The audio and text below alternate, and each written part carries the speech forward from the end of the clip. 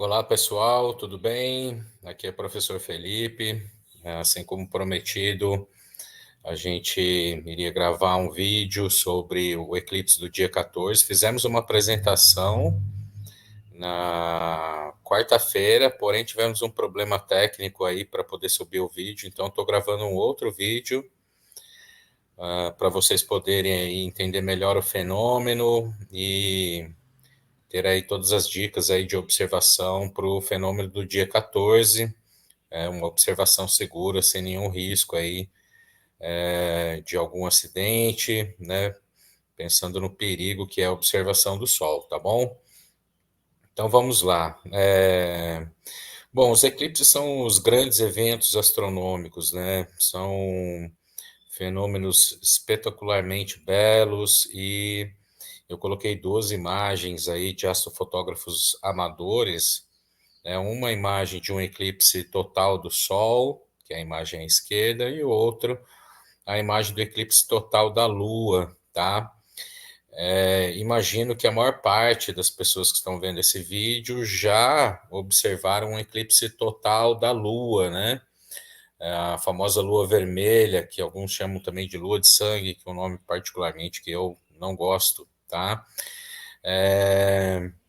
Mas imagino que a minoria, né, dos que estão assistindo esse vídeo, se não ninguém, já observou um eclipse total do Sol. Apesar dos dois fenômenos acontecerem com a mesma frequência, existe uma razão para que a maior parte das pessoas tenha observado eclipses totais da Lua, enquanto não tenha observado eclipses totais do Sol. Isso a gente vai entender ao longo da apresentação, tá bom? Bom, esses fenômenos, né, hoje em dia provocam aí um grande deslumbramento para as pessoas. De fato, são fenômenos maravilhosos, muito bonitos. Algumas pessoas dizem, né, que o eclipse total do Sol é o fenômeno natural mais espetacular que existe. Eu coloquei uma imagem aí que particularmente considero uma das fotografias mais bonitas que eu já vi, um eclipse total do Sol fotografado de um avião. Eu já li a respeito dessa fotografia, né, um relato do astrofotógrafo, né, de todo o planejamento dele para que ele pudesse fazer esse registro. Então, uma imagem espetacular. Hoje nós entendemos bem esse fenômeno, né? Coisa que não era dessa forma antigamente. Aí, quando eu falo antigamente, se a gente retornar alguns milhares de anos, quando ainda não tínhamos o entendimento de todo o mecanismo celeste, né, o funcionamento dos corpos celestes, e um pensamento muito envolto ainda em mitologias. Então, os eclipses, acho que muito mais do que deslumbramento, provocavam era medo, né? Tendo o céu como palco de divindades para a maior parte, né, dos povos do passado. Esses fenômenos transientes, né, transitórios, eles quebravam uma regularidade do céu, uma previsibilidade, né? E, de fato, encarava-se como manifestações divinas e muitas vezes manifestações de fúria divina. Então, os eclipses sempre tiveram algum impacto, né, sobre a humanidade, antigamente como medo e agora muito mais como deslumbramento. Bom, então vamos entender, né, como funcionam estes fenômenos. É algo relativamente simples, né? Tem uma chave aí que vocês vão perceber na explicação para entender, né, exatamente por que acontecem esses fenômenos. E então vamos lá, tá? Eu acho que o mais básico a gente entender aqui, né, preliminarmente, é que existem dois tipos de eclipses: os eclipses lunares e os eclipses solares. E isso tudo tem a ver com uma dança orbital, né, entre Terra e Lua e eventuais alinhamentos com o Sol, tá? A palavra eclipse, como coloquei, a etimologia significa, né, desaparecer, ocultar, né? E é basicamente isso que acontece, né? Ah, vamos pensar então primeiro no eclipse lunar, né? O eclipse lunar ele sempre vai acontecer durante a fase cheia da Lua, né? Então, quando a gente tem uma configuração em que a Terra se coloca, né, entre o Sol e a Lua, e aí há uma sombra, um cone de sombra atrás do nosso planeta. Então, quando a Lua passa por esse cone de sombra, a gente tem o eclipse lunar. Não há uma ocultação total da Lua, né? Ela fica visível, como a gente observou ali na primeira imagem aí da apresentação, a Lua vermelha. Mas há uma queda de brilho muito significativa, e a gente vai entender ainda ao longo da explicação por que a Lua fica avermelhada, né? A gente ainda consegue vê-la, apesar dela estar na sombra da Terra. Mas, de fato, os eclipses lunares sempre vão acontecer nesse período da fase cheia, tá? Enquanto que os eclipses solares vão acontecer na fase nova da Lua, né? Quando a gente tem uma configuração diferente, em que a Lua se coloca entre a Terra e o Sol, tá? Os eclipses solares, eles, como eu já falei para vocês, eles acontecem com a mesma frequência que os eclipses lunares, mas é mais difícil de você observar esse eclipse. A gente vai entender ainda essa explicação, mas de fato são essas duas condições, né, para que a gente tenha essas primeiras condições para a gente observar em relação aos eclipses lunares e solares, né? Então, à medida que a Lua vai orbitando o nosso planeta, eventualmente ela vai se colocar entre a Terra e o Sol, né? E aí a gente vai ter o eclipse solar, ou ela vai se colocar exatamente na sombra do nosso planeta e a gente vai ter um eclipse lunar. Então, eclipse lunar sempre fase cheia, eclipse solar sempre fase nova da Lua, tá? Bom, levando em conta, né, aí que período, né, que a Lua demora para ir de uma fase, né, até uma mesma fase de forma consecutiva, né? Então, por exemplo, entre uma lua cheia e outra lua cheia, o tempo, né, é de aproximadamente 29 dias, pouco mais de 29 dias. Isso é o que a gente chama de lunação, tá? Então, durante um mês, a Lua percorre uma órbita em torno do nosso planeta. Né? Vamos arredondar para um mês aí, para ficar mais didático. Bom, se a Lua completa uma órbita todo mês em nosso planeta, teoricamente era para acontecer um eclipse lunar e um eclipse solar a cada mês, né? E não é isso que a gente observa, tá? Então, por que esses fenômenos, né, eles não acontecem mensalmente? A razão, né, desse fato é que o plano orbital da Lua, né, o plano em que a Lua está orbitando o nosso planeta, ele não é igual ao plano de órbita do nosso planeta em relação ao Sol. Existe uma inclinação, né, do plano orbital da Lua em relação ao plano orbital da Terra. Essa inclinação aí de 5,2 graus é que não vai permitir que os eclipses aconteçam mensalmente, tá? Nessa primeira ilustração que vocês estão vendo aí, na parte de cima, a gente tem um plano maior, esse quadrado maior, que representa o plano orbital, né, do nosso planeta em relação ao Sol, e aqui a gente tem a Lua em planos orbitais menores, né, em relação ao nosso planeta, né, já com essa inclinação de 5,2 graus. Aqui o desenho destaca 4 momentos diferentes, né, da trajetória da Terra em torno do Sol. Mas o que é importante a gente perceber é que a Lua, na sua trajetória em torno do nosso planeta, né, no seu plano orbital, ela vai interceder em dois momentos o plano orbital da Terra em relação ao Sol. Então, ao longo dessa trajetória de um mês, a Lua, em dois momentos dessa trajetória, ela vai cruzar o plano orbital da Terra em relação ao Sol. Esses dois pontos nós chamamos de nodos, tá? E aí que vem o segredo, né? para que aconteça um eclipse, tá?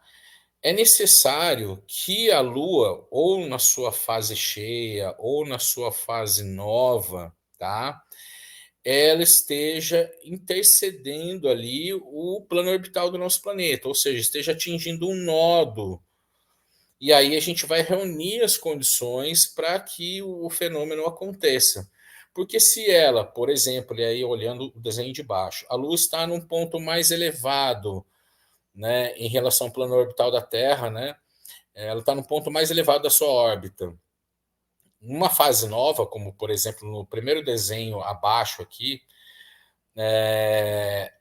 a sombra projetada da Lua não vai atingir nosso planeta. Então, mesmo que a gente esteja numa fase nova, né, a gente não veja a Lua no céu, ela está ali ocupando uma região muito próxima do Sol no céu, a sombra dela não vai atingir nosso planeta. E aí nós não temos o eclipse.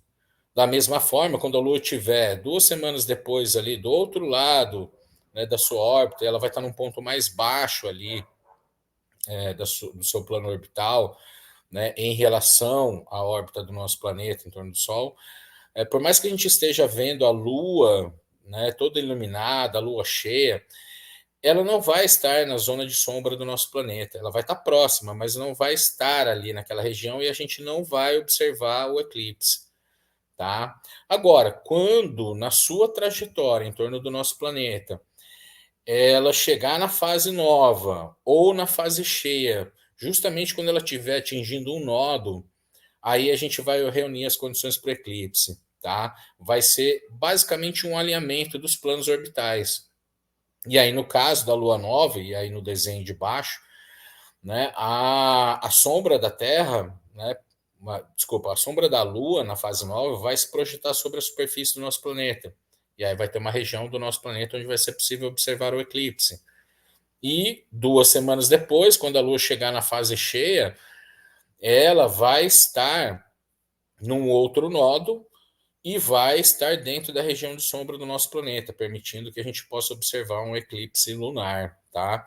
Então, o grande segredo aqui é entender que os eclipses estão relacionados a esse balé entre a Terra, Lua e um alinhamento com o Sol, né? E esse fenômeno só não acontece mensalmente porque o plano orbital da Lua é diferente do plano orbital da Terra.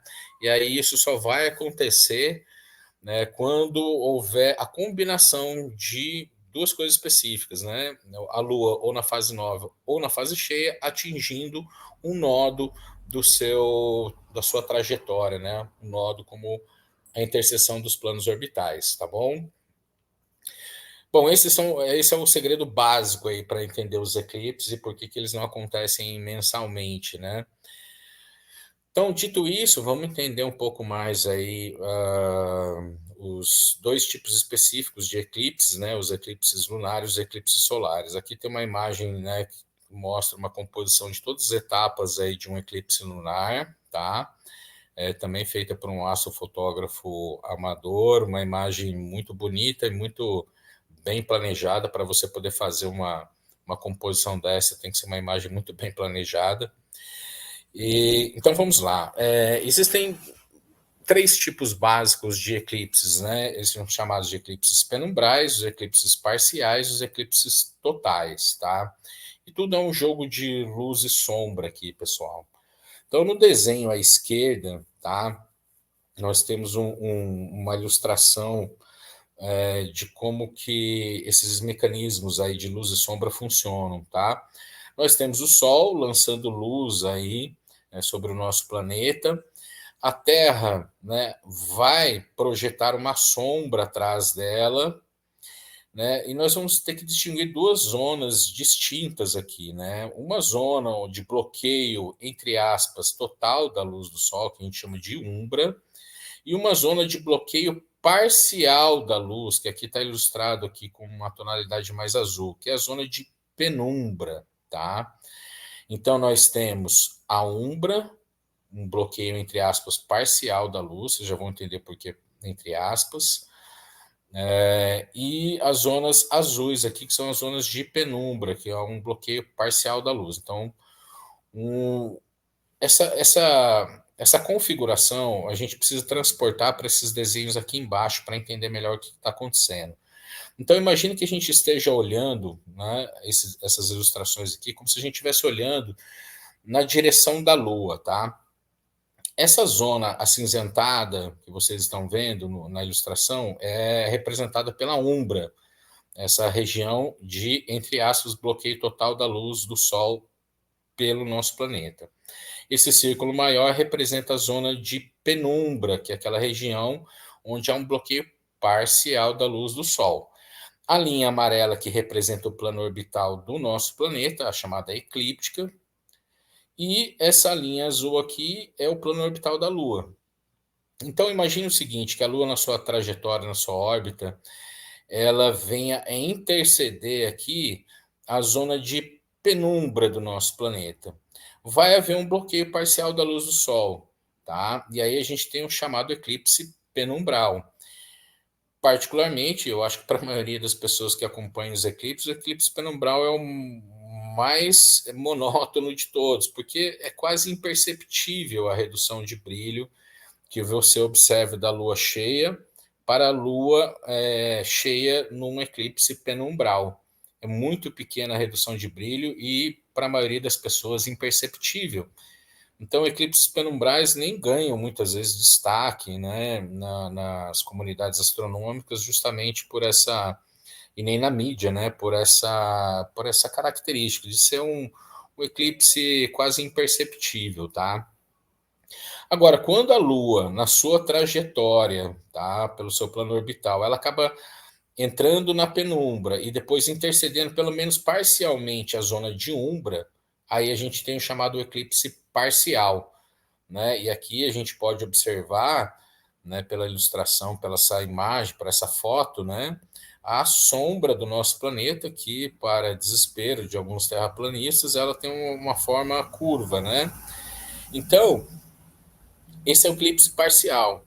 Todo eclipse parcial ele inicia com o eclipse penumbral. A Lua entra primeiro necessariamente na zona de penumbra, depois ela vai entrar na zona de umbra parcialmente, depois ela sai da zona de umbra, volta a ser um eclipse penumbral, e quando sai da penumbra, encerra o eclipse. Tá? Então, o eclipse parcial é dessa forma, né? A Lua não entra totalmente na zona de umbra do nosso planeta. Agora, quando a Lua consegue adentrar totalmente na zona de umbra, aí sim a gente tem um eclipse total da Lua, né? A famosa Lua vermelha. Então, a sequência de um eclipse total da Lua sempre é, primeiro, um eclipse penumbral, depois um eclipse parcial, depois o eclipse total, e aí sim a Lua saindo da umbra, volta o eclipse parcial, depois volta o eclipse penumbral, e aí quando ela sai da penumbra, encerra o eclipse, tá? Então, tudo tem muito a ver aqui com um alinhamento, né, a que nível, né, vamos dizer assim, esse alinhamento chega. Um alinhamento praticamente perfeito é quando a gente, quando a Lua, né, ela consegue adentrar a umbra da Terra. Eventualmente, esses alinhamentos não são tão perfeitos, né, você tem um eclipse parcial ou um alinhamento menor ainda, um eclipse penumbral, certo? Então, são esses três tipos de eclipses lunares. E aí, o porquê da Lua ficar avermelhada, né? A verdade é que o nosso planeta, ele não bloqueia totalmente a luz do Sol, porque ele é envolto em uma camada de gases, que nós chamamos de atmosfera, e aí a atmosfera vai funcionar como um prisma, né? Então as bordas do nosso planeta vão permitir a passagem de luz do Sol, só que ao permitir a passagem de luz, vai funcionar como um prisma, né? A atmosfera terrestre não vai decompor a luz do Sol, e aí você vai acabar projetando tons avermelhados no nosso satélite natural, tá? Então, imagine que a Terra hipoteticamente não tivesse atmosfera. Aí sim, nós teríamos um bloqueio total da luz na zona de umbra, tá? Mas não é isso que acontece. A atmosfera permite a passagem da luz e ela vai atuar como um prisma, vai decompor a luz e vai projetar então tons avermelhados sobre o nosso satélite natural, tudo bem? Uma curiosidade, né, um aspecto histórico aí em relação aos eclipses, né, no caso o eclipse lunar, é um episódio que aconteceu em 1504, tá? Cristóvão Colombo fez uma expedição, né, até a região da América Central, mas a expedição passou por grandes problemas aí na sua trajetória e acabou, né, desembarcando numa ilha que, se eu não me engano, atualmente é a Ilha da Jamaica. Problemas com tempestades, doenças, fome, enfim. E durante um tempo, né, os europeus que estavam ali, né, eles ficaram basicamente dependendo, né, dos índios e não recebiam, não, né, não tinha, não, estava demorando para se chegar a qualquer expedição aí de busca, né, de salvamento dessas pessoas.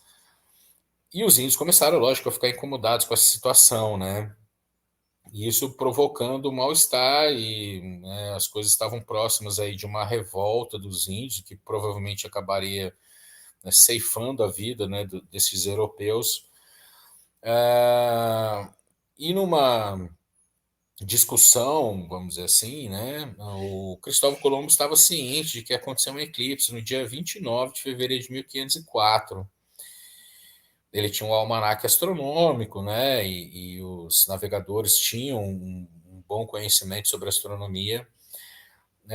Então ele usou de uma estratégia, né? Ele sabia de toda a mitologia envolvendo o pensamento, né, dos índios, e ele falou: ó, meu Deus está muito bravo, muito chateado com a forma como vocês estão tratando a gente. Ele vai dar um sinal para vocês hoje à noite, né, desse descontentamento, e eu acho bom que vocês cuidem melhor da gente. E, de fato, né, naquela ocasião, no dia 29 de fevereiro de 1504, a Lua nasceu já eclipsada, ele sabia disso. Ela já nasceu no auge do fenômeno, né, quando a Lua estava já dentro da umbra do nosso planeta, então ela nasceu naquele tom bastante avermelhado, quebrando aquela regularidade que eu falei para vocês, né, provocando medo, enfim.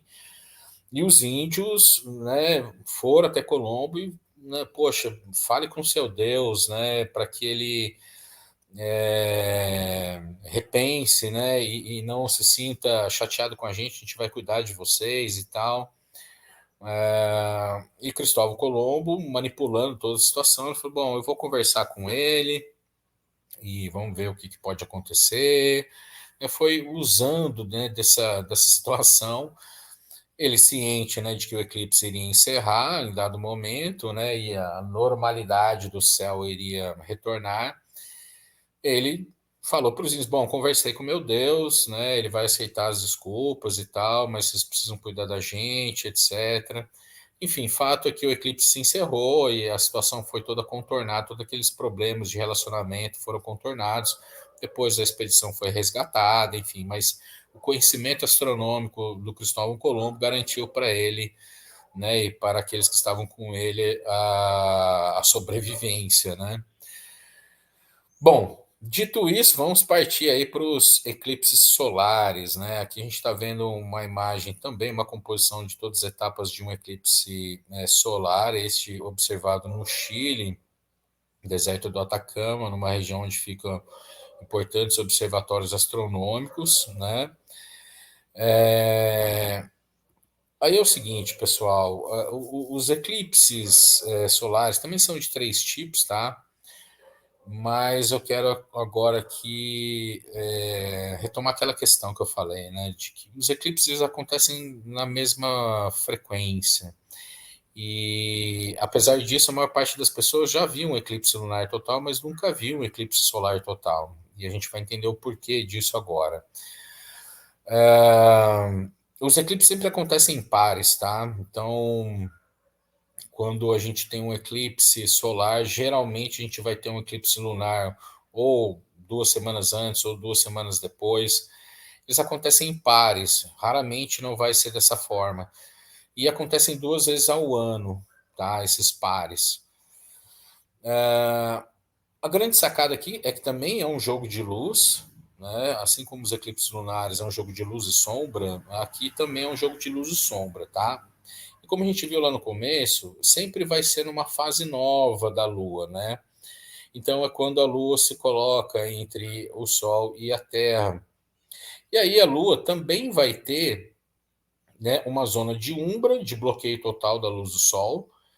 E no caso a Lua ela não tem atmosfera, então é realmente um bloqueio mesmo da luz. E uma zona de penumbra, onde há um bloqueio parcial da luz do Sol. Então aqui a gente está vendo projetado no desenho à esquerda, né? A zona de penumbra e a zona de umbra, tá? Da Lua.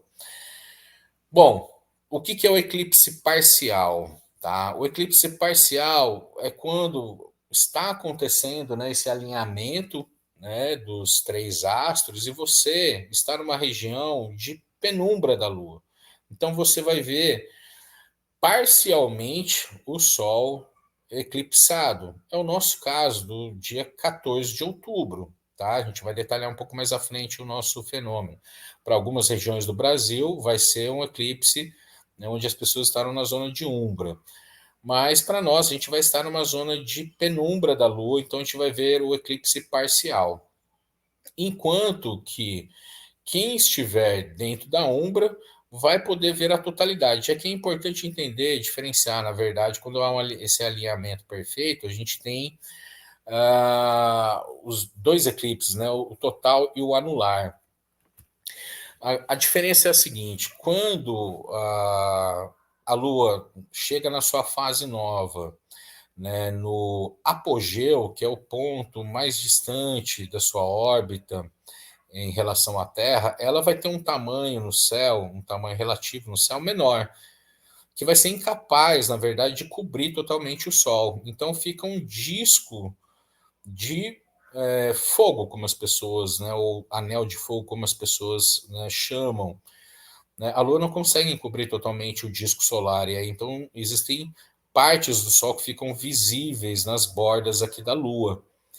Na verdade, no eclipse anular, ou anelar, como alguns chamam, e é o caso do eclipse do dia 14, a Lua está mais distante da sua órbita, né, em relação à Terra.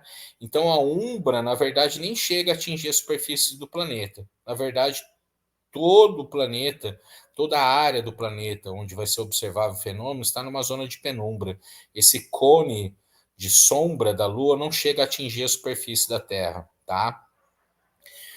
Quando é um eclipse total, aí sim a Lua está no ponto mais próximo de sua órbita em relação à Terra, o perigeu, e aí ela tem um tamanho aparente no céu maior, então ela consegue encobrir totalmente o Sol, e aí sim você vai ter a projeção de uma umbra, onde há um bloqueio total da luz do Sol na superfície do planeta. E por que é mais difícil de observar esse fenômeno? Porque, percebam aqui, é uma região muito pequena do nosso planeta. Primeiro, a Lua já é menor do que a Terra. E esse cone de sombra, né, vai produzir uma sombra projetada da Lua, menor do que a própria Lua. Na verdade, um disco de pouco mais de 100 quilômetros de diâmetro, se eu não me engano. Então, somente quem estiver nessa região, né, e na verdade na trilha do fenômeno, né, porque a Terra vai fazendo a rotação, então há uma trilha onde é possível observar a totalidade, é que vai conseguir ver o fenômeno. Então, você precisa estar no lugar, no momento, no lugar certo, na hora certa, no momento certo, para observar esse fenômeno. Enquanto que, se a gente retornar lá atrás, e eu mostrar para vocês a imagem, né, do eclipse lunar total, metade do planeta vê a Lua eclipsada. Então é muito mais provável, muito mais fácil que você observe um eclipse lunar total, porque é uma possibilidade, além do fenômeno durar mais, tá? Há uma região muito maior do planeta onde é observável o fenômeno, do que se você quiser, por exemplo, observar um eclipse total do Sol. Você precisa estar no lugar certo, no momento certo, né? Além da região observável ser menor, né, a duração do fenômeno também é muito menor. A totalidade de um eclipse do Sol, né, na média, aí vai durar em torno de 4 minutos, né, sendo os mais demorados em torno de 7 minutos. enquanto que os eclipses totais da Lua duram algumas dezenas de minutos, aí pode passar de 1 hora. Então, é por isso que a maior parte das pessoas já viu um eclipse total da Lua, mas nunca viu um eclipse total do Sol, apesar dos fenômenos acontecerem relativamente com a mesma frequência, ok? Então, essas são as grandes diferenças aí entre esses dois eclipses, os subtipos de eclipses, e aí vem algumas curiosidades que eu queria colocar para vocês, né? Assim como eu falei do caso lá do Cristóvão Colombo no eclipse lunar, queria contar uma curiosidade em relação a um eclipse solar, o eclipse solar de 1919, em que foi possível testar, né, parte da teoria da relatividade do Einstein, né? Qual que era a ideia, né, desse eclipse de 1919, em que mobilizou a comunidade astronômica. E esse seria um eclipse total, não um eclipse anular, tá? Durante a totalidade do eclipse, né, é possível enxergar estrelas no céu, né, quando a Lua consegue bloquear totalmente a luz do Sol. Então, o dia vira noite e você consegue, então, ver estrelas no céu. É claro que as estrelas elas têm posições, né, na esfera celeste que já são conhecidas, né, já existem coordenadas celestes que permitem saber exatamente a posição de cada estrela dentro da esfera celeste. Mas no caso aí de um eclipse total, abriria-se um ensejo muito interessante, né? O Einstein previa que a luz, ao se aproximar de um objeto muito massivo, como o Sol, por exemplo, né? Esses objetos massivos eles deformam o espaço-tempo, então a luz necessariamente ela teria que sofrer uma alteração na sua trajetória, né? Ela teria que percorrer um espaço deformado, um espaço curvado, então isso alteraria a trajetória da luz. Então, durante esse alinhamento, né, momento em que as estrelas aparecem no céu de dia, né, nesse único momento que é possível, estrelas que estivessem atrás do Sol, né, que você já saberia a posição delas, elas poderiam aparecer ilusoriamente, né, acima do Sol. Por quê? Imagine aqui, posição real da estrela, né? Ela está atrás do Sol de um observador que esteja aqui em Sobral, tá? Região, cidade onde foi observado o fenômeno por astrônomos aqui no país. À medida que a luz dessa estrela fosse percorrendo sua trajetória e chegasse até o Sol, ela ia sofrer um desvio. Esse desvio ia fazer com que ela tivesse uma posição aparente diferente no céu. Então, ela ia aparecer acima do Sol. A gente não vê isso porque o Sol ofusca as estrelas, mas com o bloqueio da luz provocado pela Lua, então seria possível testar, né, essa hipótese do Einstein, essa previsão dele, e de fato foi isso que aconteceu. Quando o Sol eclipsou a Lua, a gente pôde ver a mudança, né, da posição de estrelas, né, no céu, né, justamente pela deformação do espaço-tempo provocado pelo Sol, então a luz obrigatoriamente mudava sua trajetória. Uma outra curiosidade interessante é o famoso anel de diamante. Quando você tem um eclipse total mesmo, durante um momento muito efêmero, né, que pode durar em 1 segundo, aproximadamente 1 segundo, seja prestes a chegar à totalidade ou prestes a sair da totalidade, quando você tem esse alinhamento perfeito, a luz do Sol ela vai conseguir atravessar o relevo lunar, né? Existem imperfeições na superfície lunar e, né, nas bordas da Lua, a luz do Sol vai conseguir atravessar essas imperfeições e provocar um flash de luz, né? E criando essa imagem que é chamada de anel de diamante, uma imagem espetacular, né, bonita demais e muito, muito efêmera, mais efêmera do que o próprio fenômeno do eclipse solar. Bom, e aí é o seguinte, pessoal, a gente vai ter então um eclipse do dia 14 de outubro, agora de 2023. Eu estou colocando aí, eu já enviei nos grupos essa apresentação. Tem um site aqui onde vocês podem acompanhar quais serão os próximos eclipses em Taubaté até o ano de 2199, apesar de nós não estaremos presentes para ver esses eclipses mais distantes. Mas além do eclipse do dia 14, quais eclipses que a gente vai ter, né, interessantes aí nos próximos anos para Taubaté, né? No dia 14 de março de 2025, a gente vai ter um eclipse total da Lua, tá?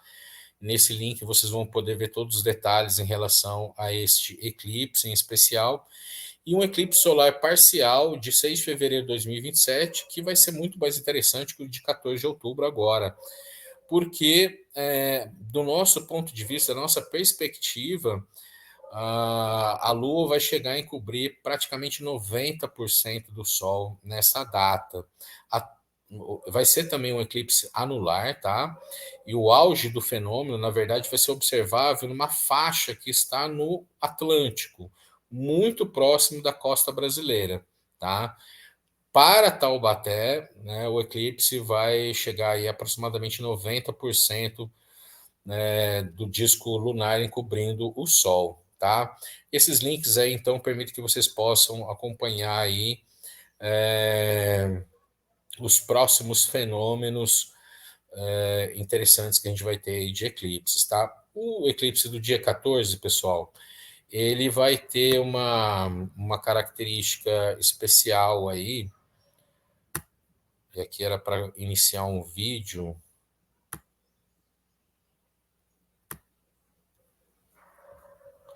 Vou dar um pause aqui.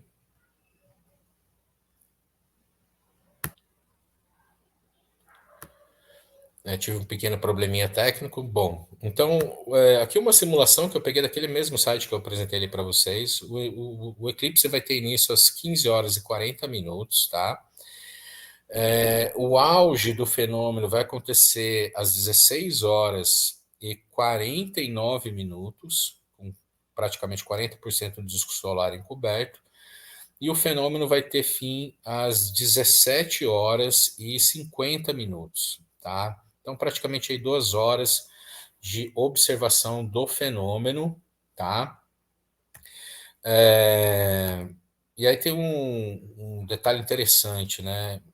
Esse horário do fenômeno nos permite entender que o Sol já vai estar caminhando por uma trajetória mais baixa no céu. Então é importante para quem for observar, procure um horizonte limpo, né, livre de barreiras visuais, como prédios, árvores, enfim, né?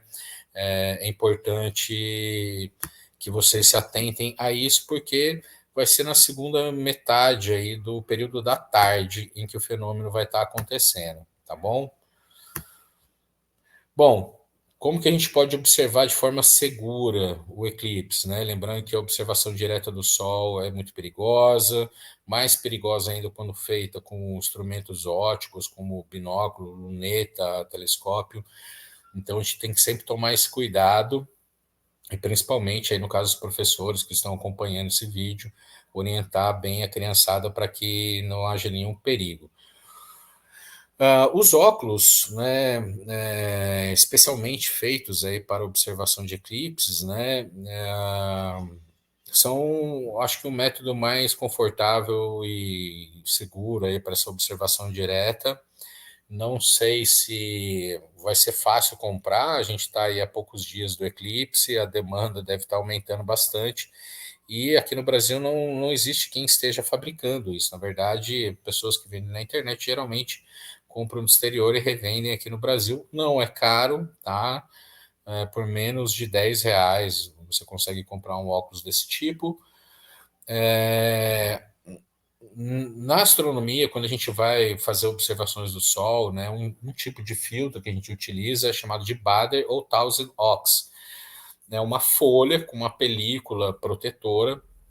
E eu gravei um vídeo aqui, né, de um anteparo que eu uso no meu telescópio, para mostrar para vocês como que funciona esse bloqueio de luz. É o mesmo material dos óculos, tá? Então, aqui a gente tem um bloqueio total, desculpa, né, de mais de 99% da luz do disco solar. Então, é segura a observação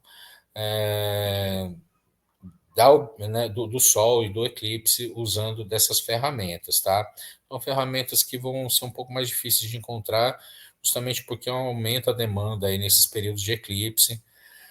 Mas existem outras estratégias que vocês podem usar, né? Uma que é bem interessante, acessível, muito barata, é você usar um filtro de soldador tonalidade 14 ou mais, né? Esse vidro, uma placa pequena que eu coloquei aí em escala, né? Uma chave para vocês terem uma ideia.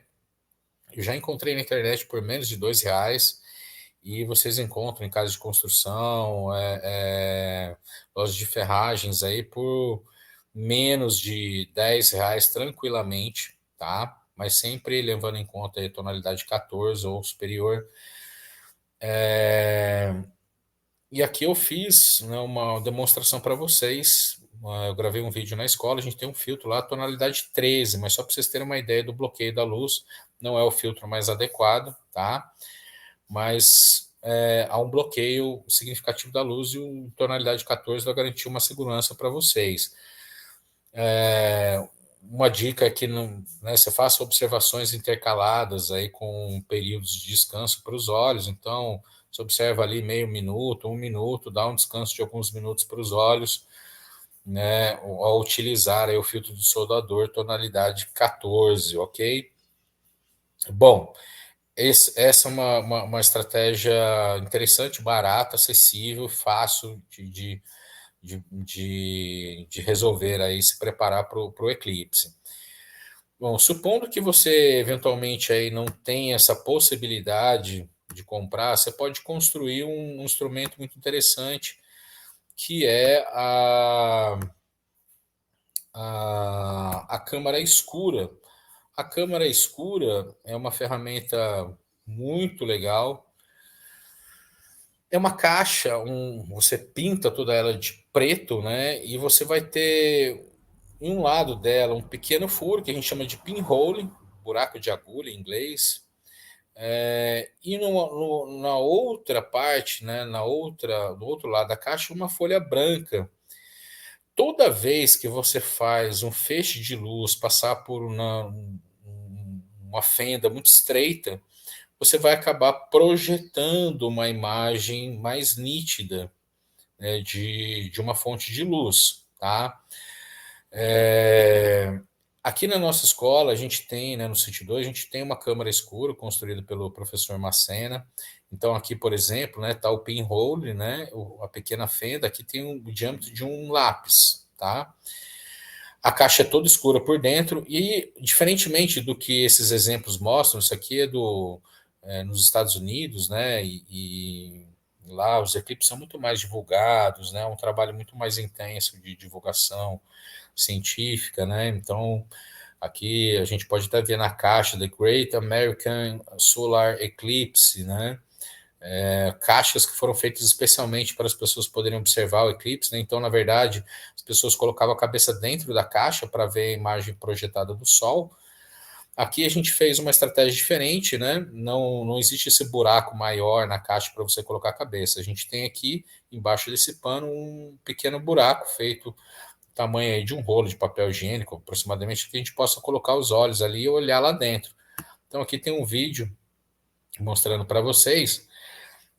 Não deu para ver exatamente o disco solar, porque a gente não conseguiu, eu não consegui focar a imagem lá no fundo. A câmera estava focando o tubo aqui, né, de observação, né, que está mais próximo da câmera, então parece que não dá para ver o disco solar, né, está meio ofuscado ali na gravação da imagem, mas de fato, quando você olha dentro da câmera escura, você vê perfeitamente o disco solar, sem incomodar a sua vista, então é uma forma segura de observar, que também legal de construir com a criançada, muito fácil de construir, tá? É muito rápido e eles podem.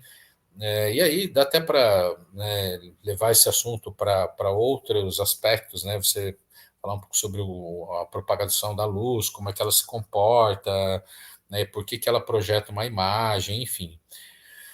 Bom, supondo que você não tenha tempo de construir, né, uma câmera escura, você pode fazer um pinhole de mais prático, mais rápido, mais barato, não vai ter a mesma qualidade, mas basicamente você vai pegar um cartão, uma cartolina e fazer uma fenda e projetar, fazer com que a luz do sol, e aqui é importante que você fique perpendicular, né, a incidência da luz solar, você vai projetar numa folha branca a imagem do Sol. Então aqui tem um cartãozinho com furo, com um pinhole, e aqui o que vocês estão vendo, esse ponto mais claro aqui, é a projeção do Sol, tá?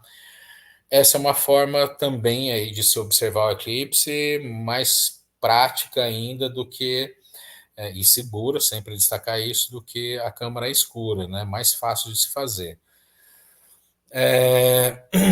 Bom, supondo que você não tenha tempo para isso, você pode usar alguns utensílios domésticos. Aqui a gente está vendo, né, um ralador e um escorredor de macarrão. Você tem diversos pinholes, né, nesses utensílios. E aí acontece um fenômeno muito legal, porque você consegue projetar para cada furo, né, do escorredor ou do ralador, você vai projetar um eclipse. E aí você tem diversos eclipses aqui. Então, mesmo com um utensílio doméstico, você pode fazer a observação do fenômeno, né? Se você não tiver tempo aí para fazer um pinhole, para fazer uma câmera escura, é uma outra estratégia para observar o eclipse de forma segura. Mas mesmo assim, supondo que você está na rua, não deu tempo de fazer a câmera escura, nem um pinhole, você não está ali com os corredores de macarrão, você pode usar de outras duas estratégias, né? As árvores, vai ter entre as folhas, né, pequenas fendas, né, onde a luz do sol vai atravessar. E um fenômeno maravilhoso que acontece é que, como vocês estão vendo na imagem aqui à direita, para cada fenda de luz em que a luz do sol atravessa as folhas, né, as fendas entre as folhas, o espaço entre as folhas, você vai projetar um eclipse diferente. Então, durante um eclipse solar parcial, você vê uma imagem, né, na sombra das árvores muito legal, com vários eclipses projetados, tá? E mesmo assim, vamos supor que você está numa área onde não tenha sol, você vai fazer, né, com o seu próprio punho uma pequena fenda para passagem de luz, né, como ilustra aqui a imagem à esquerda, um pequeno pinhole construído com sua própria mão, e você vai projetar uma imagem do eclipse do Sol, tá? Então, existem formas de você observar o eclipse de forma segura, tranquila, sem riscos, e aqui eu estou oferecendo aí, né, passando para vocês alternativas viáveis aí de como desfrutar desse fenômeno tão bonito que nós teremos no dia 14, tá, pessoal? Bom, e aí, quem quiser explorar essa arte do pinhole pode fazer projeções interessantes aqui, como essas que a gente está vendo, né? Você pode pegar uma cartolina e criar um desenho com pequenos furos e projetar, né, com os eclipses, né, imagens de desenhos, né, como essa flor, e aqui uma imagem, né, egípcia, né, de uma, de uma figura egípcia, né? Então, aí fica pela criatividade de cada um, né? Quem quiser produzir isso, com as crianças também é algo legal de fazer. Então, é isso, pessoal. A última dica, né? Eu já havia falado para vocês, como o eclipse vai acontecer na segunda metade do período da tarde, né? O Sol vai estar caminhando por uma trajetória mais baixa no horizonte, cada vez mais baixa.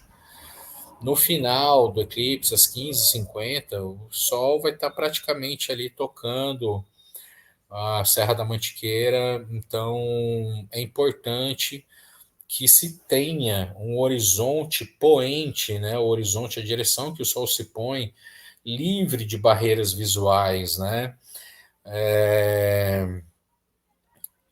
Uma dica para o pessoal de Taubaté é o mirante da Estrada do Pinhão, né, no Quiririm.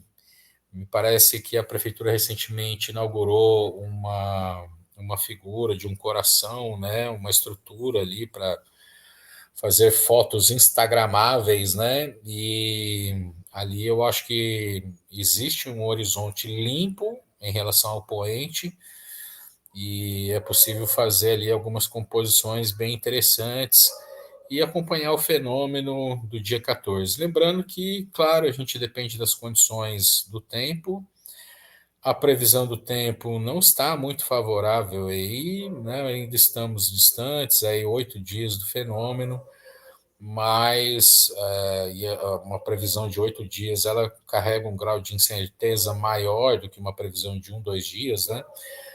Algumas coisas podem acontecer e as condições atmosféricas ficarem mais favoráveis, mas por enquanto existe uma probabilidade de chuva, né, de um tempo mais nublado ou com nuvens aí para o dia 14 de outubro, certo, pessoal? Então tá aí isso que eu queria apresentar para vocês em relação ao eclipse. Espero que vocês tenham gostado. Vamos torcer aí para que as condições do tempo sejam boas. Um grande abraço para todos. Sigam a gente lá nas redes sociais, no Instagram, @astronomia no sítio. Estamos no Facebook também, no YouTube, lógico, que é onde vocês vão acompanhar esse vídeo. Se inscreva aí no nosso canal. É isso, um grande abraço e até a próxima. Valeu, pessoal.